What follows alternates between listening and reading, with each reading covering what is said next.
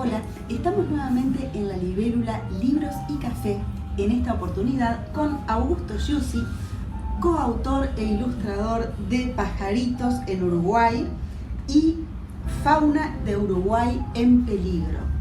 Augusto, contanos un poquito acerca de estas dos maravillas. Bueno, no, la idea surge hace unos cuantos años ya. Yo me dedicaba a hacer las guías de fauna de Uruguay, las guías completas, que son guías fotográficas. Trabajaba con un amigo mío que se llama Alejandro Olmos, que es fotógrafo de fauna. He invertido un montón de dinero en equiparse, comprar lentes especiales, vestimenta, porque hay que meterse en el agua para fotografiar patos. O sea, todo un equipamiento dedicado a la fotografía de fauna. Y trabajaba junto conmigo para generar las guías. Y las guías son libros muy anchos, ¿tá? Porque, por ejemplo, la guía de aves contiene 520 especies, más o menos. Por lo tanto, una especie por página. Son libros muy anchos y muy complejos para el que no sabe. No son libros como de inicio. Y un día estaba en casa pensando y se me ocurrió hacer un libro que sirviera como una guía de iniciación, que es el Pajaritos en Uruguay. Que Pajaritos es un término que los académicos lo detestan, porque son aves. Yo justamente usé el término coloquial para resaltar ese aspecto de guía de introducción a la identificación de aves. Y para este libro elegí 30 especies, arbitrariamente las elegí por mi gusto personal, o porque las había visto, porque me resultan interesantes, y traté de generar un libro que no fuera, o sea, que como que quería que el libro se notara que funcionara. Entonces elegí especies muy sencillas de ver, que uno puede salir a la vereda de su casa y verlo, y identificarlos con los datos que da el libro, y puse algunos que son extremadamente difíciles de ver. Sí. Y le agregamos se me ocurrió en un momento, porque ¿qué pasa? El libro es un libro de introducción a la identificación de aves. Y para identificar las aves, nosotros usamos las características de cada especie. La ilustración las resalta, las características morfológicas, el color del plumaje, bueno, la forma del pico, que son los identificativos de cada ave. Pero además en las aves es importantísimo el sonido, el cómo cantan. Y por suerte hoy por hoy la tecnología nos permite en un papel impreso agregar el canto de los pájaros. Nosotros con un celular y con una aplicación que se descarga gratuitamente en los comercios de aplicaciones, escaneamos el código QR y podemos escuchar en nuestro celular cómo canta cada especie. Y el canto es un dato importante, porque a veces uno en un trabajo de campo probablemente escuche al pájaro antes de verlo. Entonces es un dato para la identificación, es bastante importante. Por eso me pareció que estaba bueno agregarlo como elemento descriptivo. Después terminó siendo un factor muy lúdico del juego. Sé de niños que tienen el libro y escanean el código, lo hacen sonar para que el resto que está jugando adivinen qué pájaro es. Yo qué sé, o sea, al final terminó teniendo usos que yo no había previsto, terminó siendo como un atractivo del libro. Sí, sin duda. Es que tú lo haces, lo largás y después ya es... Toma vida propia.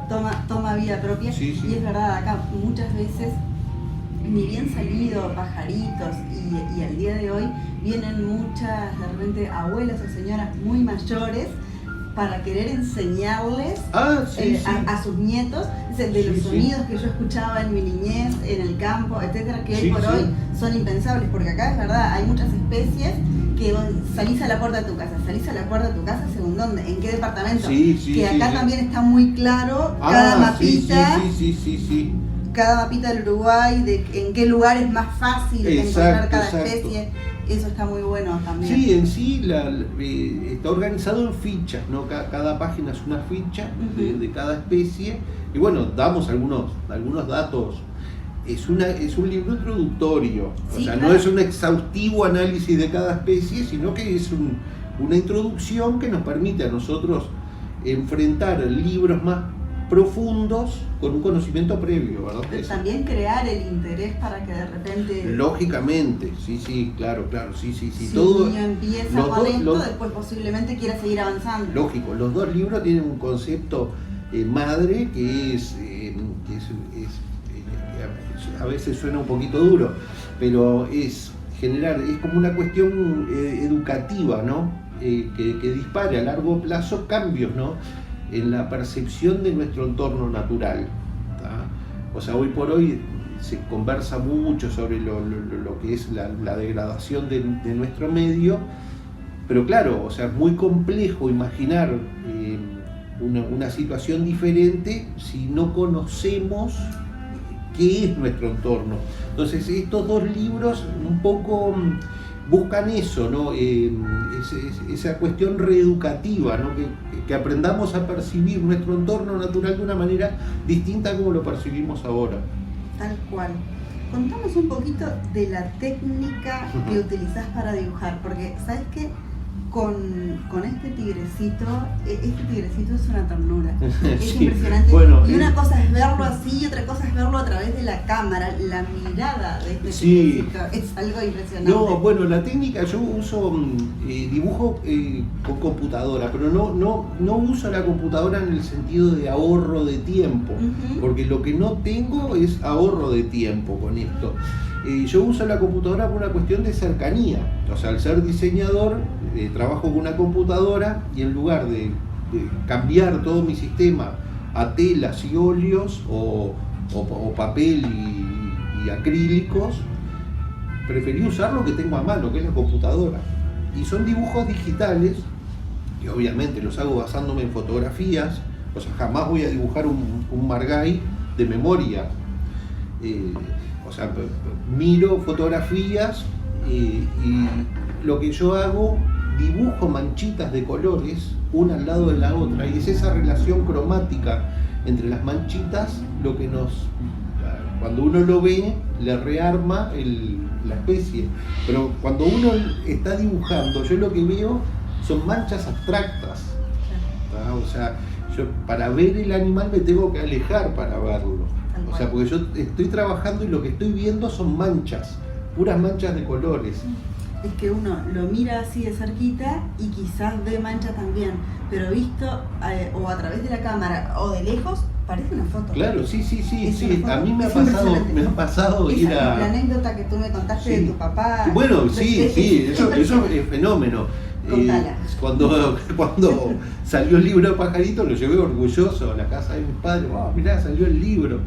Y mi padre me dice, está bueno, lástima que parecen fotos. Lástima que parecen claro, fotos. Y justamente uno de los desafíos que yo había asumido era que las especies quedaran lo más parecido posible a la realidad. Porque, otra pregunta que me han hecho, que es bastante recurrente, ¿por qué no usar fotos en tus libros? No. ¿Qué pasa? La foto es azarosa, porque la foto uno se tiene que conformar con lo que captó en el instante. Yo si un pájaro, la foto que estoy manejando como modelo, tiene una rama por delante, la rama en el dibujo desaparece, ¿verdad? Yo puedo resaltar con los colores las características morfológicas que en la foto tienen que salir representadas tal cual como apareció en la realidad. El dibujo puede modificar esa realidad para resaltar elementos. Y a su vez, para mí es una técnica que está buena, la ilustración, porque es una técnica que se lleva muy bien con el naturalismo. Y estos son libros de naturalismo. Los viejos naturalistas dibujaban y trataban, y eran unos obsesivos buscadores de representar la realidad. Y la fotografía empezó a acompañar al naturalismo de hace muy poco tiempo. O sea, el naturalismo, estamos hablando probablemente de estudios de fauna de Herodoto, o sea, del siglo V a.C., o sea, gran parte del estudio de la fauna y la flora se ha hecho con dibujos. Entonces me parecía que estaba bueno reflotar ese. Contame un poquito también cómo fue la selección de especies que ganaron, porque asumo que en Uruguay deben haber bastantes más animales en peligro que los que hay acá. Sí, esto es una selección.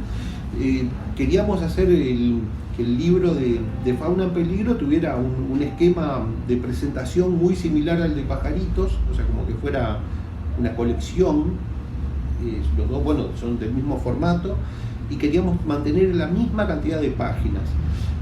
¿Qué pasa? En Pajaritos yo publiqué 30 especies. En el de Fauna, que es un proceso más largo, nos llevó 3 años, trabajamos en la confección de la lista final, fuimos 3 personas. Incluso es un libro, yo siempre lo llamo libro con bonus track, porque yo tengo 2 ranas dibujadas que no están publicadas, porque yo malinterpreté la lista roja de anfibios para Uruguay y creí que esas 2 especies que dibujé estaban en peligro. Me parece que les va fenómeno en realidad. Y bueno, esas por lo menos alguien. Sí, entonces bueno, esas 2 especies no están publicadas, pero publicamos otros. Bueno, al punto que llegamos a 32, porque yo me parecía importante, lo hablábamos con Martín, que es el coautor, y con Ramiro, que es el asesor científico del libro de Fauna, que me parecía importante que además de los que están en peligro de extinción, a mí había factores importantes para resaltar, que eran los ya extintos, que por lo general son todas especies grandes, ¿tá? Y yo quería también agregar la parte de peces, porque estoy convencido que el uso abusivo que se está haciendo actualmente del agua dulce debe tener una consecuencia sobre la fauna dulce acuícola de peces. No pude conseguir datos porque no está evaluado, y entonces no se puede comparar las especies de agua dulce de toda América del Sur. Y hablé con científicos y ninguno se animó a darme el visto bueno como para que yo publicara que el dorado está en peligro. Claro. Que tal vez no está evaluado. Bueno, la cosa que peces tuve que claudicar por ahora, pero pudimos, nos pusimos de acuerdo con Ramiro y con Martín de agregar las especies extintas, que para mí son bastante interesantes, porque es el jaguar, es el lobo grande de río, una especie de ciervo que es el ciervo de pantano, que es un ciervo grande. O sea, justo las especies más grandes son las que están extintas para Uruguay, que eso se debe al sistema de producción uruguayo. O sea, todo lo que compite con el ganado está en vías o extinto directamente. Sí, o extinto del todo. Sí, acá. Justamente. Es un ciervo bastante grande. Sí, ya veo que sí. Este es más pequeñito.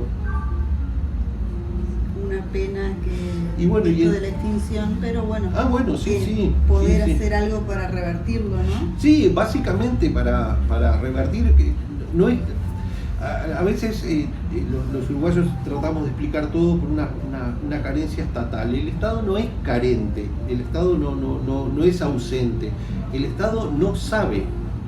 Esa es la realidad. O sea, en Uruguay no hay sistemas de contingencia para garantizarle la sobrevida a un depredador. Si aparece un depredador que empieza a matar ovejas, ¿tá? El productor va a tratar de matarlo, naturalmente, y totalmente naturalizado, y nadie va a decir, no, pará, sos un animal. Si él no puede, va a llamar a la autoridad para que haga esa tarea.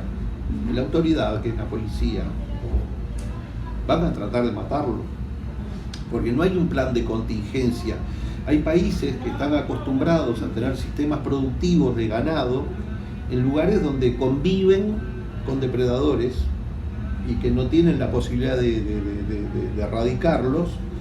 Entonces se practican, hay otras conductas de producción. Por ejemplo, hay lugares que los productores eligen lo que se llama ganado de refugo, que es el ganado de peor calidad, y ese ganado lo separan y lo ponen en lugares como para que los depredadores coman ese ganado de refugo y no el ganado bueno.